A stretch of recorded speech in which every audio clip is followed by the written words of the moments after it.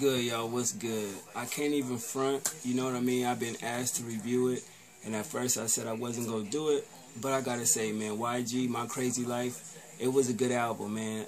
I y'all got me. You know what I'm saying? Y'all was shout out to my real subscribers. Y'all was trying to pit me on to something good, and I definitely gotta say I thoroughly enjoyed this album. It was only one song I didn't like.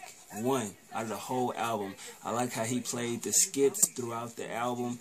Each song went into each song. You know what I'm saying? Like they played. It kind of reminded me of Kendrick album in a sense, just the formality of one song it'll play and then the skit goes into the next song. So that definitely was great. And some of the stuff he talked about wasn't that bad. You know what I mean? But anyway, as far as features, you got Schoolboy Q, J Rock, DJ Mustard, TC, Jeezy, Rich Homie Quan, T Flea, if that's how you say his name, Tory Lanez, Drake, Kendrick Lamar, Big TC, RJ, Ty Dolla $ign, Charlie Hood, Reem Riches, Slim 40, Lil Wayne, Meek Mill, Nicki Minaj. Man, definitely a good album. First track, Mama Speech intro.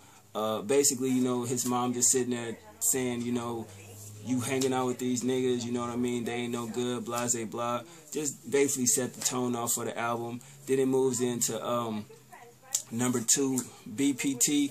The hard beat, man. The hook was cool. I like his flow and the lyrics, spitting that shit, that gangster shit, you know what I mean? And I respect that, you know what I mean? Moving on to I Just Wanna Party featuring Schoolboy Q and J Rock. Definitely listen to the lyrics, you know what I mean? Each artist had their own version of, you know what I mean, the conception of I Just Want to Party, basically YG just saying, I came here to party, I didn't come here to fuck nobody up, but if it come to that, we will. I just want to, fuck bitches, smoke, drink, chill out, you know what I mean, hang with the homies and just chill out, you know what I mean, but other than that, it was a good record. Schoolboy Q verse was cool. I respect that verse. J-Rock definitely killed that shit, and it's good to see him, reach out to TDE members. Moving on to Left Right featuring DJ Mustard.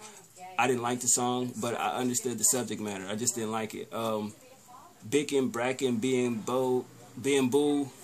I know that's kind of crazy, but I like the burglary skit. You know what I'm saying? In there, towards the end, or I think it was in the beginning, but it still had a burglary skit in there. I think it was at the end, going into the next song. But Bickin' Back, being cool, definitely a cool beat. The hook was okay. His flow was straight. You know what I mean? The lyrics and the content was on point. I thought that shit was crazy. Like, they was talking about that in the interview, like, I think it was Hot 97 or Power 105.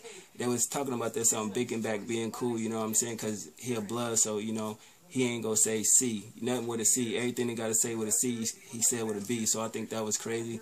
Going into the next track, you got the burglary skit, and then it's like Meet the Flockers featuring TC. A good concept. I definitely like that song, hard beat. Their flow was cool. The lyrics, the hook, all that shit was straight, basically about home burglary, going in there and telling the story, you know what I mean, what happened. I definitely respect that. And that shit go into the next song, which is My Nigga featuring Jeezy and Rich Homie Quan. Of course, that's his #1 hit, one of his biggest records. The beat was hard, the hook, the flow, lyrics. Him and Jeezy did their thing. Rich Homie on the hook. Not a bad record. Moving on to Do It To You featuring T Flea. Definitely it's a ladies track, of course, and it got a mellow beat. I love that sample, great sample. The hook was on point, his flow and the content was straight, and I definitely fuck with it, you know what I mean? And then that goes into Me and My Bitch featuring Tory Lanez. It was a good story. Tory Lanez definitely did his thing on the album, man. I can't even front, that he good with hooks, and it definitely fit.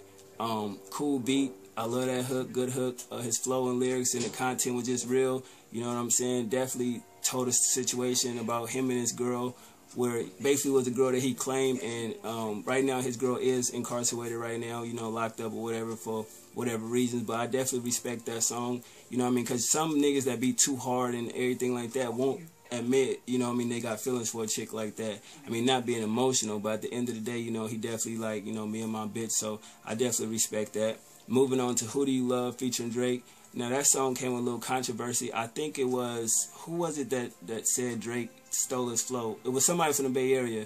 Was it Rappin' Forte? I think it was, you know what I'm saying, and broke down his version of what he said back in the day on his record and look at Drake. You know what I mean? But I look at that as You know what I mean? No shade. Drake just paying homage. You know what I'm saying? It just shows the history. If you really go through some of Drake's lyrics and verses, what he say, he picks legendary, you know, artists and prolific artists, and to me that's just paying homage. You know what I'm saying? Jay-Z done it a million times, Biggie done it a million times, Lil Wayne did it a million times. But why when Drake come out and say something from somebody else, they want to scrutinize him? But I mean, that song was straight, nice beat, cool hook, flow. Both their flows on point. Drake definitely stole the show. The lyrics, and it was a good record. You know what I'm saying? Moving on to number 11, Really Be Smoking and Drinking. I love that record, man. He explaining why he does what he be doing. You know what I mean? Why he drink, why he smoke. Kendrick did his fucking thing on that record, man. I can't even sit there in front. Going back to number 10, actually number 8, they sampled Let's Play House by the Dog Pound. And basically, at the end of that record, Do It To You, you know, it had like a little fucking skit at the end. It goes into number 9, you know what I'm saying? And at the end of the record, you know what I mean, they got the little bitch begging, you know what I'm saying, to stay with him, and like he fucked up, she fucked up, and he just basically say, fuck you, bitch, you know what I'm saying, just basically telling the story.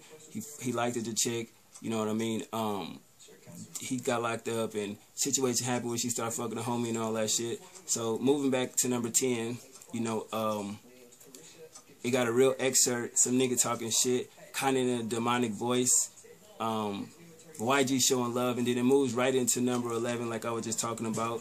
The story he told to me was relatable to some people out there, you know what I'm saying? He gave 2 solid verses, and K-Dot verse was just crazy, dope, and flawless to me. And that record, number 11, skit, it goes into number 12, which is Crazy 1 a.m. To me, this song proves that he's a creative writer. You know what I mean? The beat was dope. His flow was cool, decent lyrics. The story was A1, good storytelling right there. And the hook, you know what I mean, it was cool, whatever. I can't front on that shit. Number 13, Thank God, it's an interlude. It's just basically talking about the incident with YG, you know, and his homeboy. It's basically telling his mom, you know, the situation, what happened. YG in the police station. Then moving on to number 14, which is the best track on this album. You know, I got 3 of them. I'll talk about that at the end. Sorry Mama featuring T.Y. Dolla $ign. Now, not the biggest fan of T.Y. Dolla $ign, but definitely smooth beat. His flow was flawless. The lyrics, the story, all that shit. It's just that hood mentality to where you in the streets and you know you hurting your mama, and you know you can give your pain and your thoughts in a creative song like that. You know what I'm saying? Definitely got that Tupac Dear Mama vibe. Nowhere am I comparing the two. I'm just saying, like, you don't have too many artists that's quote-unquote thugs showing love to their mom. Definitely a good hook on that song, man. It's a real story about his life, you know, with his mom. The instrumentation in that record is flawless, very soulful. Indeed, like I said, reminiscent of Tupac. You know what I mean? That's the standard version.